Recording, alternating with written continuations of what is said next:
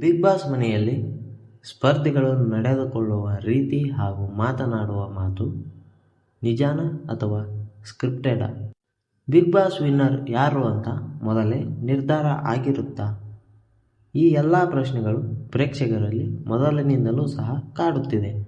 ಇಂತಹ ಪ್ರಶ್ನೆಗಳಿಗೆ ಕಿಚ್ಚ ಸುದೀಪ್ ಅವರು ನೇರವಾಗಿ ಉತ್ತರಿಸಿದ್ದಾರೆ. ಹಾಗಾದರೆ ಬನ್ನಿ, ಕಿಚ್ಚ ಸುದೀಪ್ ಅವರು ಬಿಗ್ ಬಾಸ್ ಬಗೆಗಿನ ಕುತೂಹಲಕಾರಿ ಪ್ರಶ್ನೆಗಳ ಬಗ್ಗೆ ಉತ್ತರಿಸಿದ ರೀತಿ ಹೇಗಿತ್ತು ಎಂದು ಈ ವಿಡಿಯೋದಲ್ಲಿ ತಿಳಿದುಕೊಳ್ಳೋಣ. ಮೊದಲನೆಯದಾಗಿ ಸ್ಪರ್ಧಿಗಳ ಕ್ಯಾರೆಕ್ಟರ್ ಬಗ್ಗೆ. ಹೌದು, ಕ್ಯಾರೆಕ್ಟರ್ ವಿಚಾರಗಳಲ್ಲಿಯೂ ಸಹ ಬಿಗ್ ಬಾಸ್ ಶೋನಲ್ಲಿ ತಮಗೆ ಬೇಕಂತೆ ಸ್ಕ್ರಿಪ್ಟೆಡ್ ಎಂದು ಭಾಸವಾಗುವಂತೆ ತೋರಿಸುತ್ತಾರೆ. ಅದಕ್ಕೆ ಉದಾಹರಣೆ ಎಂದು ಹೇಳುವುದಾದರೆ, ಸೀಸನ್ 10ರಲ್ಲಿ ವಿನಯ್ ಹಾಗೂ ಸಂಗೀತ ನಡುವಿನ ಜಗಳಗಳು. ಹೌದು, ವಿನಯ್ ಮೇಲಿನ ಕೋಪದಿಂದ ಸಂಗೀತ ಅವರು ಕಾರ್ತಿಕ್ ಅವರೊಂದಿಗೆ ಸೇರಿಕೊಂಡು ಬಿಗ್ ಬಾಸ್ ಮನೆಯಲ್ಲಿ ಆಟವನ್ನು ಆಡುತ್ತಿದ್ದರು. ಅದಾದ ಕೆಲವು ದಿನಗಳ ನಂತರ ಸಂಗೀತ ಅವರು ವಿನಯ್ ಅವರೊಂದಿಗೆ ಸೇರಿಕೊಂಡು ಕಾರ್ತಿಕ್ ಅವರ ವಿರೋಧವನ್ನು ಕಟ್ಟಿಕೊಂಡಿದ್ದರು. ಆದರೆ ಬಿಗ್ ಬಾಸ್ ಮುಗಿಯುವ ಸಮಯದಲ್ಲಿ ಮೂವರೂ ಸಹ ಹೊಂದಿಕೊಂಡಿದ್ದರು. ಹಾಗೂ ಬಿಗ್ ಬಾಸ್ ಮನೆಯಲ್ಲಿ 100 ದಿನಗಳ ಕಾಲ ಇರುವ ಸ್ಪರ್ಧಿಗಳು ದಿನಾಲೂ ಎಂಟರ್ಟೈನ್ ಮಾಡಲು ಜಗಳವಾಡುವುದು, ಆಟವಾಡುವುದು ಮಾಡುತ್ತಿರುತ್ತಾರೆ. ಆದರೆ 100 ದಿನದವರೆಗೆಯೂ ಸಹ ಕಂಟೆಂಟ್ ನೀಡಲು ಇದು ಒಂದು ಸ್ಕ್ರಿಪ್ಟೆಡ್ ಶೋ ಎಂದು ಪ್ರೇಕ್ಷಕರು ಹಾಗೂ ಕೆಲವೊಂದಿಷ್ಟು ಸೋಷಿಯಲ್ ಮೀಡಿಯಾಗಳಲ್ಲಿ ಸುದ್ದಿ ಹರಿದಾಡುತ್ತಿವೆ. ಇಂತಹ ಪ್ರಶ್ನೆಗಳಿಗೆ ಉತ್ತರಿಸಿದ ಕಿಚ್ಚ ಅವರು, ಬಿಗ್ ಬಾಸ್ ಎನ್ನುವುದು ಒಬ್ಬ ವ್ಯಕ್ತಿಯ ಒರಿಜಿನಲ್ ಕ್ಯಾರೆಕ್ಟರ್ ಅನ್ನು ತೋರಿಸುವಂತಹದ್ದು. ಇದು ಯಾವುದೇ ಸ್ಕ್ರಿಪ್ಟೆಡ್ ಅಲ್ಲ. ಇವುಗಳಿಗೆ ಉದಾಹರಣೆ ಎಂದರೆ ಶ್ರುತಿ ಮೇಡಮ್ ವಿನ್ ಆದಂತಹ ಸೀಸನ್.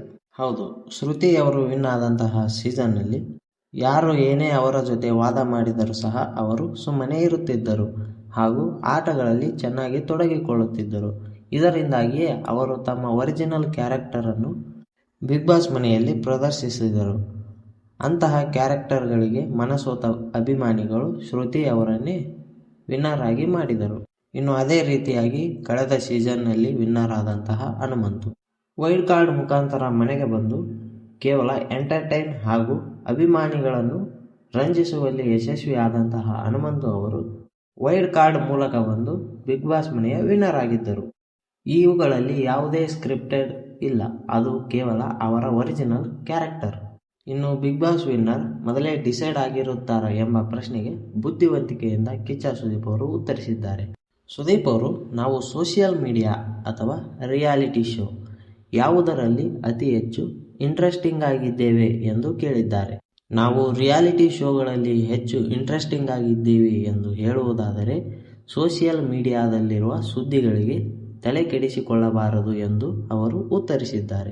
ಅವರು ಹೇಳುತ್ತಿರುವ ಪ್ರಕಾರ, ನಾವು ರಿಯಾಲಿಟಿ ಶೋಗಳನ್ನು ನೋಡುತ್ತಿದ್ದೇವೆ ಎಂದ ಮೇಲೆ ಸೋಷಿಯಲ್ ಮೀಡಿಯಾದಲ್ಲಿ ಬರುವಂತಹ ಸುದ್ದಿಗಳಿಗೆ, ಅದರಲ್ಲೂ ರಿಯಾಲಿಟಿ ಶೋಗಳ ಮೇಲಿನ ಸುದ್ದಿಗಳಿಗೆ ತಲೆ ಕೆಡಿಸಿಕೊಳ್ಳಬಾರದು ಎಂದು ನೇರವಾಗಿ ಹೇಳಿದ್ದಾರೆ.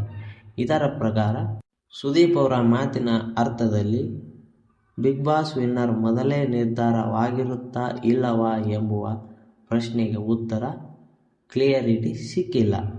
ಹಾಗಾದರೆ ಈ ವಿಷಯದ ಬಗ್ಗೆ ನಿಮಗೇನು ಅನಿಸುತ್ತದೆ ಎಂಬುದನ್ನು ಕಮೆಂಟ್ ಮಾಡಿ ಹಾಗೂ ಈ ವಿಡಿಯೋಗೆ ಒಂದು ಲೈಕ್ ಮಾಡಿ ಹಾಗೂ ನಮ್ಮ ಚಾನಲನ್ನು ಸಬ್ಸ್ಕ್ರೈಬ್ ಮಾಡಿ. ಧನ್ಯವಾದಗಳು.